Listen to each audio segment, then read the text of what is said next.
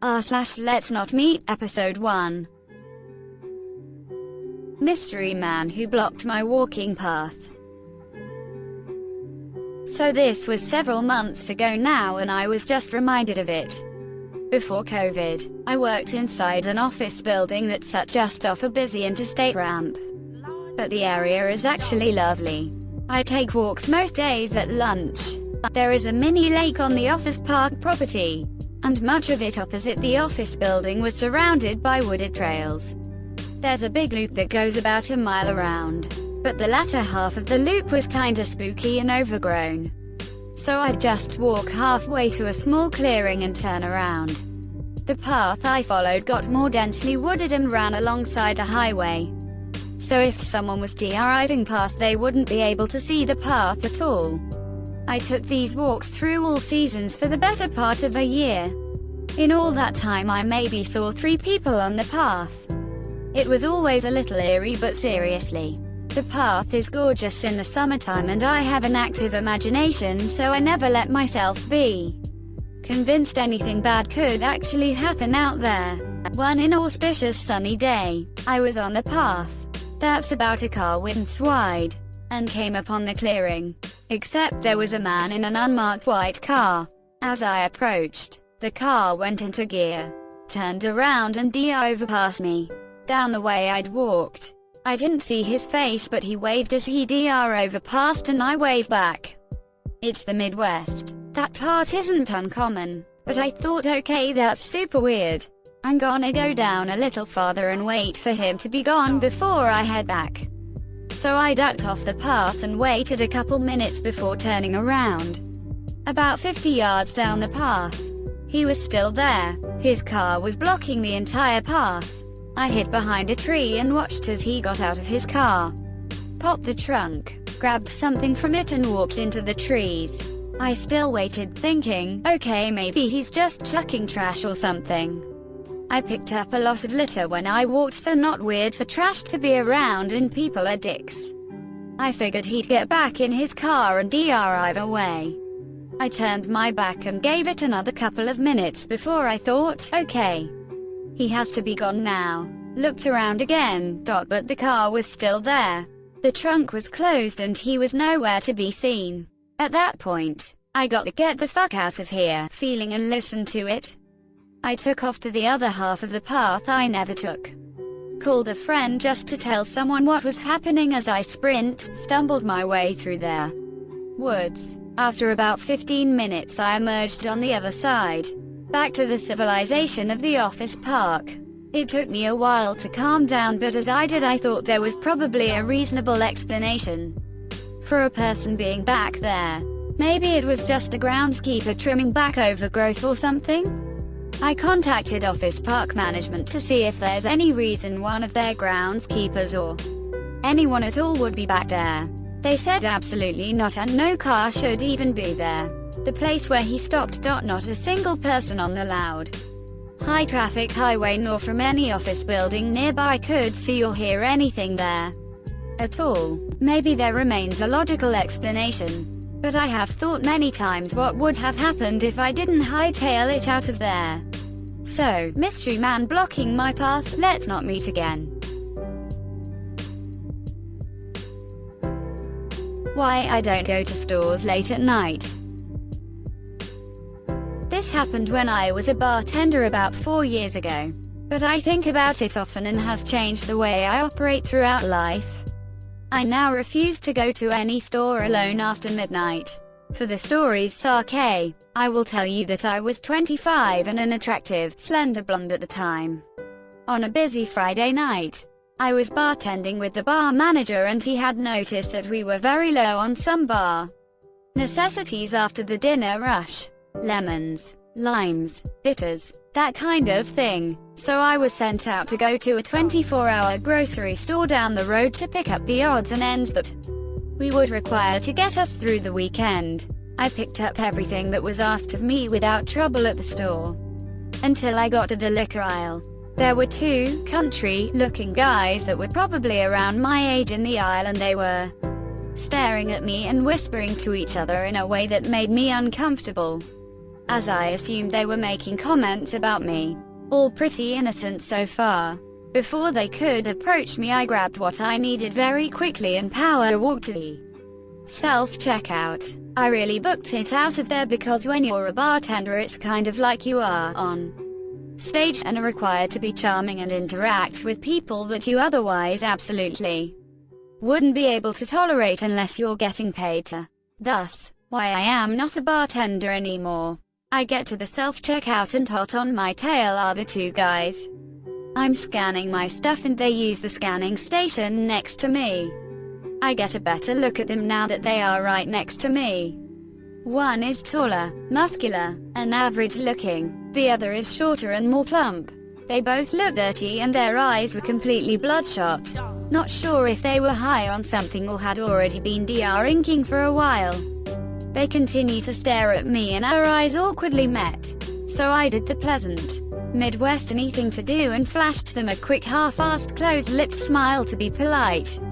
The taller one starts trying to talk to me. "Hey, looks like you're ready to party." "Huh?" I replied with something like, "Yeah." Something like that. It's not for me though. They walk closer to me and ignore their responsibility to scan their items. "Oh, must be for your boyfriend." "Huh?" I flash the awkward tight-lipped smile again and roll my eyes slightly. Like, this is your hint that I am not interested, fellas. The taller one continues to try to talk to me. "You could come hang out with us tonight.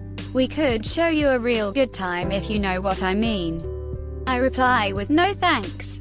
"I'm good. I have plans already." Well, the tall one starts to get upset that his moves aren't working like he'd hoped and starts using the more threatening tone and moves very close to me, like 2 inches away. But I ignore him, staying focused on the scanner.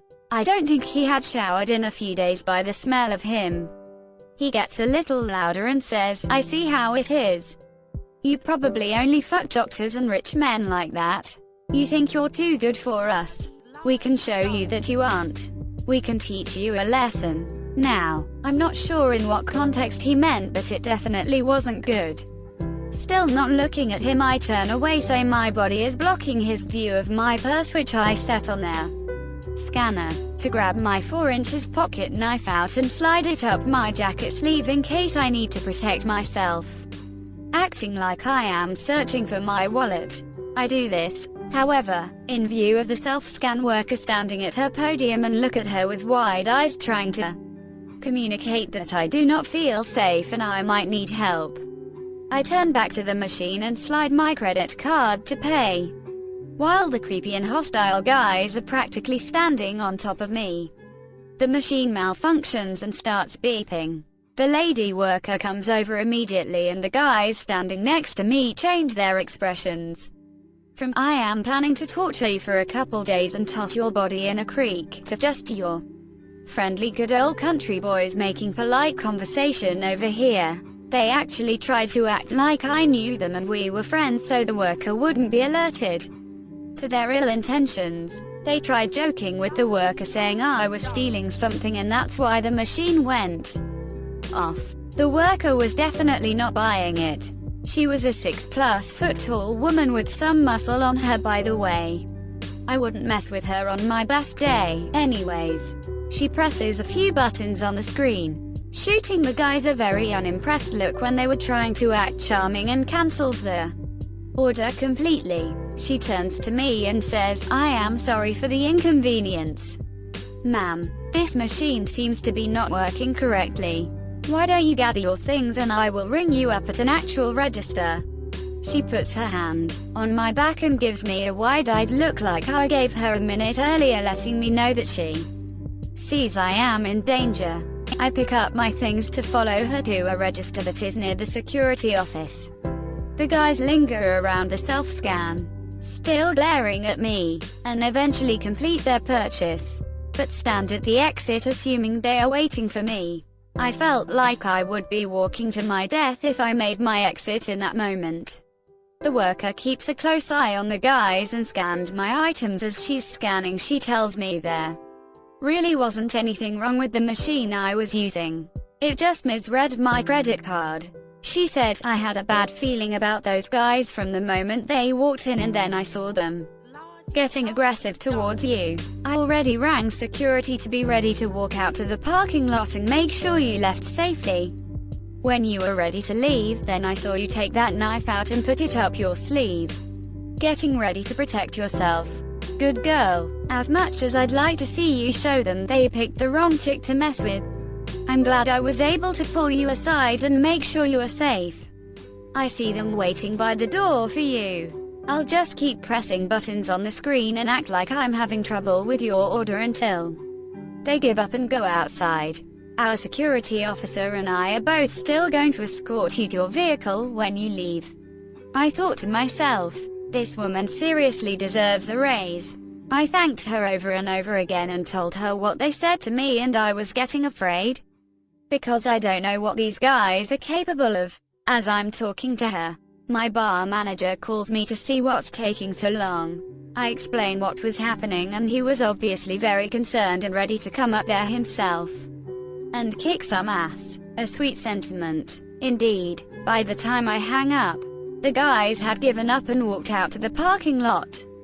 The worker said to give it another few minutes because she had a feeling they may still be in there parking lot waiting for me to walk out and see which vehicle was mine so they could follow me. My instant thought was, no way. They have to be gone by now. I was wrong. The worker and security guard escorted me out, and as it was after midnight, you can imagine how empty the parking lot was. Towards the back of the lot, there sat a old big pickup truck running with the lights on pointed towards the store. It was a huge parking lot, and it wouldn't have made sense for them to initially park like that. So I'm assuming they moved the truck to sit that way so they had a full view of when I exited their store to go to my vehicle. It was like being stalked by very hungry lions. When I unlocked my car and they saw that me, the worker, and the guard were looking directly at them and that I wasn't getting in my car until we watched them leave, they then peeled out of the parking lot. I mean, they seriously did a burnout to establish that they were pissed and trying to intimidate us or something. Our poor creeps didn't get their way. Boo-hoo. I thanked the worker and the guard over and over again, as I am certain they had just saved my life, or at least saved me from having to live with whatever those guys were planning on doing to me. I did write a long letter to the store manager and to their corporate location describing how their employees protected me and how grateful I was. I really hope that earned her a promotion, bonus, or raise. She didn't know me at all and was ready to protect me, which really isn't her job, but she did it. Anyways, needless to say, I do not go late night shopping by myself anymore. Never will again. *edit. There's a few comments speculating that this experience is fake. Not sure why I'd make it up. This crap happens to women so much more than society would like to admit. Or that this experience is exaggerated. My response to that is this was years ago. As stated in the beginning, memories can often be remembered more intensely as time goes on. You don't know when something significant is happening to you until it's over or when you're reflecting back on it. Obviously the dialogue isn't verbatim, but I can honestly say this is 100% how I remember this happening. And I posted this only to try to help someone in the future to be more vigilant. And as a great reminder that good people exist just as bad ones do. Hope this helps. Best friends can be abusive too. I'm posting here as I think I'm finally ready to tell my story. I moved to Sandbach, in Cheshire, England around 3 to 4 years ago with an ex. Him and I had broken up by this point and were just friends in the house we rented, and everything was great. We weren't hostile towards each other and found out we were better friends than in a relationship. I started going out to the bars and local shops to make friends and see if anyone was as lonely as me. By this point, I had moved from Chelsea, London to be with my ex, and I didn't know anyone there. This was when I met Craig. Him and I became best friends quickly. He was a little odd, had family in the area and his own flat, etc.